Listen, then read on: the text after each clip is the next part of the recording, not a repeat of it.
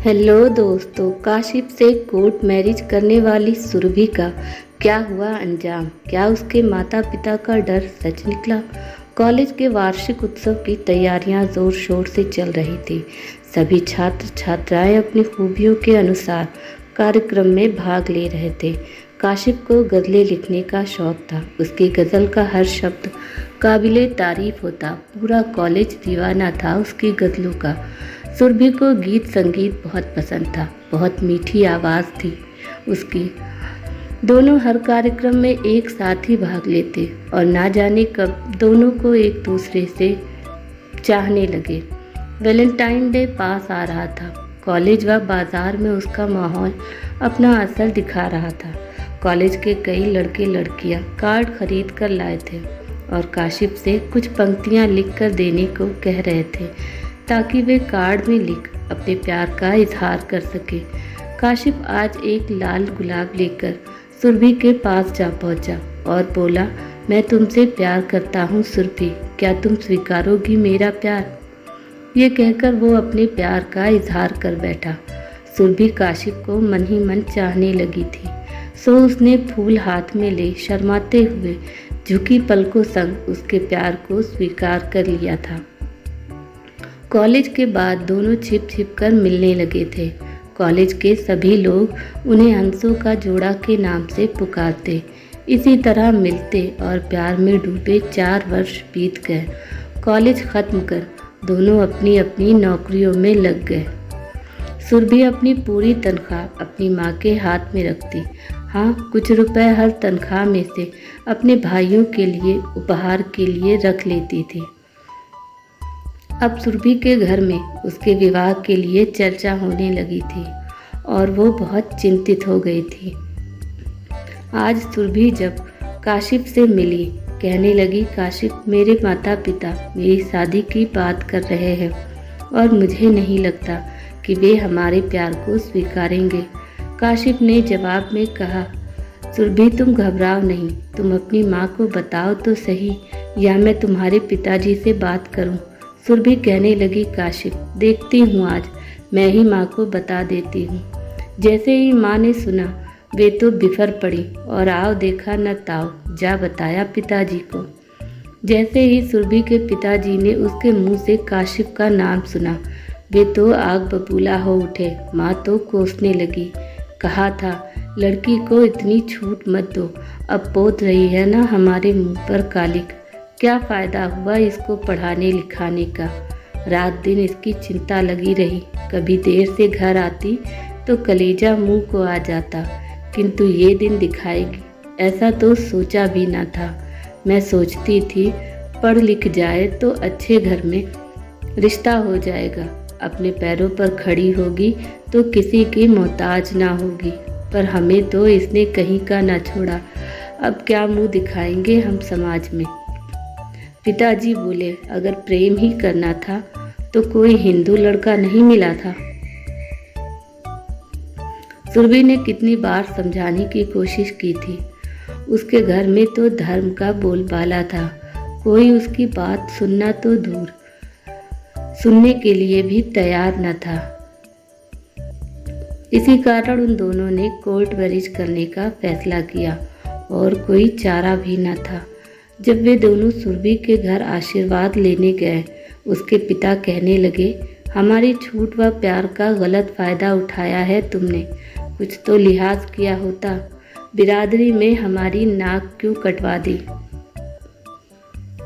तुझे पैदा होते ही क्यों ना मार डाला हमने? जाओ, अब जहाँ रिश्ता जोड़ा है वहीं जाकर रहो। थोड़ी सी आस अपने दोनों भाइयों से थी, किंतु एक ने तो मुंह फेर लिया और दूसरे ने उसका हाथ पकड़ दरवाजे का रास्ता दिखाकर और कहा, जाओ दीदी, अब इस घर के दरवाजे तुम्हारे लिए सदा के लिए बंद हैं। दोनों काशिफ के घर आ पहुँचे। काशिफ की माँ ने नई बहू के स्वागत की पूरी तैयारियां कर रखी थी। काशिफ के रिश्तेदार इस विवाह के खिलाफ थे, तो उसकी माँ अकेली ही स्वागत कर रही थी अपनी बहू का। काशिफ की माँ ने उसे बेटी सा प्यार दिया। वे कहने लगी, बेटी, तुम मेरे काशिफ के लिए अपना सब कुछ छोड़ कर आई हो, अब मैं ही तुम्हारी माँ, बाप, भाई हूँ। इस घर में कोई परेशानी हो तो ज़रूर कहना। काशिफ की माँ की बातें सुरभि को बहुत सुकून दे रही थी। कहाँ तो एक तरफ उसके अपने घर वाले उसे कोस रहे थे, और जब से उसकी और काशिफ की बात उन्हें मालूम हुई, एक दिन भी वो चैन की नींद ना सो पाई थी और ना ही एक भी निवाला सुकून से खाया था। ऐसा मालूम होता था कि जैसे बरसों से भूखी हो व बरसों से थकी हो। 2 दिनों बाद दोनों हनीमून के लिए मसूरी घूमने को चले गए। वहाँ की वादियों में दोनों रम जाना चाहते थे, लेकिन वहाँ भी सुरभि को अपने माता पिता की बातें याद आती रहती। खैर 15 दिन पूरे हुए, हनीमून खत्म। अब काशिफ व सुरभि दोनों को दफ्तर जाना था। काशिफ की माँ सुरभि को बेटी सा प्यार दे रही थी। एक ही वर्ष में उसने चांद सी बेटी को जन्म दिया। सुरभि को लगा शायद उसके माता पिता अपनी नातिन को देखकर खुश हो जाएंगे। सो एक दिन उसने अपनी माँ को फ़ोन मिलाया। पिताजी ने फ़ोन उठाया और उसकी आवाज़ सुन माँ को फ़ोन थमा दिया। माँ ने तो उसकी बात सुने बिना ही कह दिया, सुरभि तुम हमारे लिए सदा के लिए मर चुकी हो। उनकी बात सुनकर सुरभि खूब रोई। उस दिन सुरभि ने मन ही मन अपने माता पिता से सदा के लिए रिश्ता तोड़ लिया था। सुरभि अपनी सास के साथ पूरी तरह हिल मिल गई थी। कभी कभी छुट्टी के दिन वो अपनी सास के साथ बुटीक में भी जाकर उनका हाथ बटाती। ऐसा चलते पूरे 7 वर्ष बीत गए। अब सास का शरीर भी जवाब देने लगा था, सो बुटीक कम ही संभालती थी, लेकिन सुरभि उनका पूरा सहारा बन गई थी बुटीक को चलाने में। बार बार सास कहती, अब शरीर तो साथ देता नहीं, लगता है बुटीक बंद करना पड़ेगा, और वे बहुत दुखी हो जाती। सुरभि उनके दुख को समझती थी। काम के चलते काशिफ 1 वर्ष के लिए अमेरिका चले गए। तभी अचानक एक दिन सुरभि के भाई का फ़ोन आया। सुरभि बहुत खुश हो गई और कहने लगी, माँ कैसी है। उसके भाई ने उससे बहुत प्यार से बात की। सुरभि का मीठा रुख देख अगले दिन माँ का भी फ़ोन आया। सुरभि तो मानो चहक उठी और पूछने लगी, कैसी हो माँ तुम, पिताजी कैसे हैं। माँ कहने लगी, बेटी सुरभि तुम्हारे पिता तो बूढ़े हो चले हैं, भाई पढ़ाई लिखाई में तो कुछ खास अच्छे निकले नहीं, सो तुम्हारे पिता ने उन्हें एक दुकान खुलवा दी, किंतु दोनों एक फूटी कौड़ी घर में नहीं देते, बल्कि कर्जा और हो गया। जिस बैंक से लोन लेकर कारोबार शुरू किया था वो भी अब चुका नहीं पा रहे। यदि तुम कुछ रुपयों का इंतज़ाम कर सको। उसे ठीक तरह से बात करते देख माँ ने भाइयों के लोन चुकाने के लिए सुरभि से रुपए मांग ही लिए।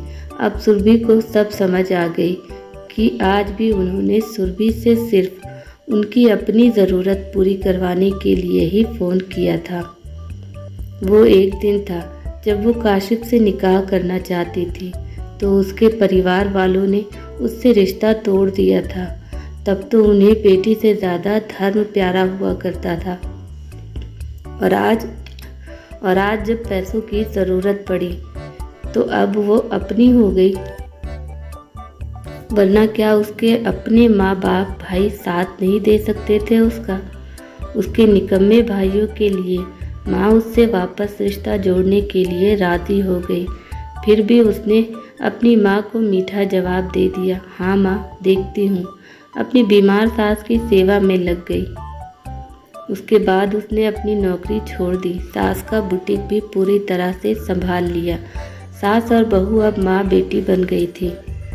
आपको ये कहानी कैसी लगी? प्लीज़ कमेंट करके कहानी के बारे में अपनी राय हमें ज़रूर बताएं। अगर आपको ये कहानी पसंद आई हो तो अपने दोस्तों के साथ शेयर करें, और ऐसी ही कहानियाँ सुनने के लिए हमारे चैनल से जुड़ें। Thanks for watching. Please subscribe my channel and hit the bell button. Bye bye.